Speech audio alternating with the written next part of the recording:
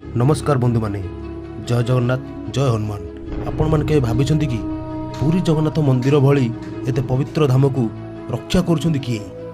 आज आमे कथा बा एक अद्भुत और रहस्यमय मंदिर विषय रे, बेड़ी हनुमान मंदिर, जी कि कुआ जाए पुरी जगन्नाथ धामंकर शक्तिशाली रक्षक।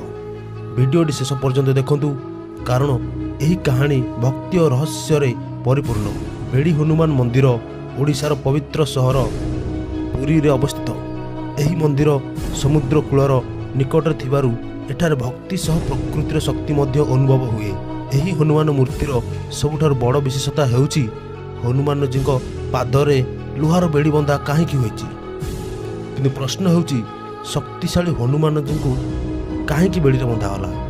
पौराणिक कथा अनुसार श्री हनुमान प्रभु श्री रामंकर परम भक्त थिले, किंतु कलिजुगरे हनुमान जी पुरी जगन्नाथ सेवारे नियुक्त हो गले।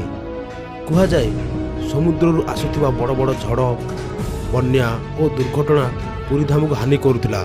सेतेबेले हनुमान जी को जगन्नाथ धामर रक्षार दायित्व दिया जाइथिला।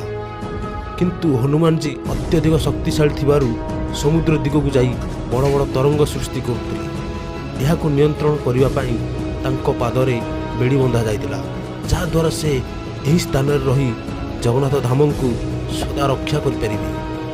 सबुठारु आश्चर्यकर कथा हेउची भक्त माने कहंती हनुमान जी को पाद धीरे धीरे बढ़ुची।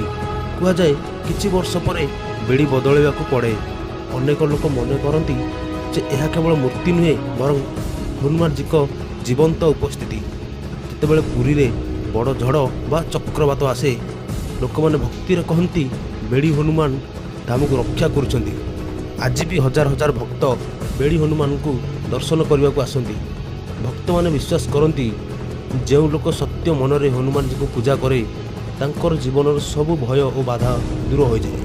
आपण को पुरी बेड़ी हनुमान को यही रहस्यमय कहानी केमिति लागिला कमेंट रे जय जगन्नाथ लिखि आपण को मत जणांतु। वीडियोटी भल लागिथिले लाइक, शेयर एवं सब्सक्राइब करंतु।